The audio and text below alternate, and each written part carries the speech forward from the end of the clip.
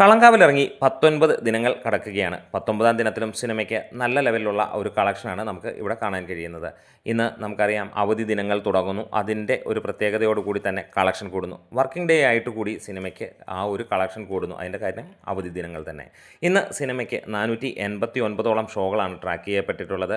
12,700ഓളം ടിക്കറ്റുകൾ ഇതിനോടകം തന്നെ വിറ്റുപോയിരിക്കുന്നു. 14% ഒക്യുപ്പൻസിയിൽ സിനിമയ്ക്ക് 19 ലക്ഷം രൂപയാണ് ഇതുവരെ കളക്ഷനായി വന്നിരിക്കുന്നത്. അതായത് സിനിമ ഇന്ന് 25-30 ലക്ഷം രൂപയ്ക്ക് അടുത്തായിരിക്കാം സിനിമയുടെ കളക്ഷനായിട്ട് വരാൻ പോകുന്നത്. കേരള ബോക്സ് ഓഫീസിലെ കണക്കുകളാണ്.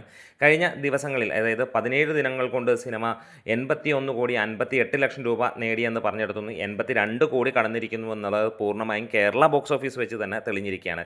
ഇതിനിടയിൽ നമ്മൾ എടുത്തു പറയുന്ന കാര്യം വേറെ ഒന്നുമല്ല, കളങ്കാവൽ റിലീസ് ചെയ്തത് മറന്നുപോയിരിക്കുകയാണ് നമ്മുടെ മമ്മൂക്ക.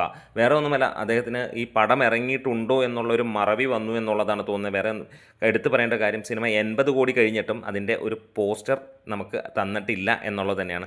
ഒരുപക്ഷെ മറന്നുപോയതായിരിക്കാം ഇങ്ങനെ ഒരു സിനിമ റിലീസ് ചെയ്തിട്ടുണ്ടോ, കാരണം അടുത്ത 2-3 സിനിമകളിൽ അദ്ദേഹം വർക്ക് ചെയ്തുകൊണ്ടിരിക്കുന്നു.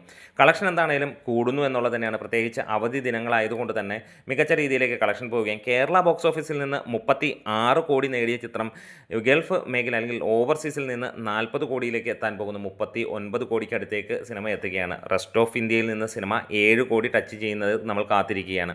എന്തായാലും മികച്ച ഒരു സിനിമയായി മുന്നോട്ട് പോകുന്ന ഈ ഒരു ചിത്രത്തിന് ഇന്ന് ഏറെയും പ്രേക്ഷകർ വരുന്നു. അവധി ദിനങ്ങൾ, ഒപ്പം ഈ പറഞ്ഞ പോലെ ക്രിസ്മസ് സീസൺ, സ്കൂളുകൾ അടച്ചു, അതെല്ലാം അനുകൂല ഘടകമായി വരുന്നു.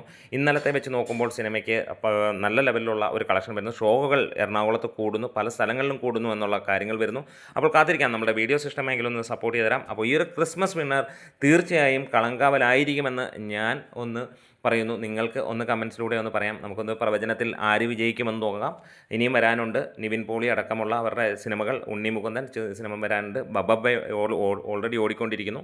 അപ്പോൾ നിങ്ങൾ ഒന്ന് വിലയിരുത്താം, ഏത് സിനിമയായിരിക്കും ഈ ഒരു ക്രിസ്മസ് സീസൺ ന്യൂ ഇയർ കഴിയുമ്പോൾ ഈ ഡിസംബറിലെ 1-ാം നമ്പർ സിനിമ എന്നുള്ളത്. നിങ്ങളുടെ കമൻസുകൾ പ്രതീക്ഷിക്കുകയാണ്.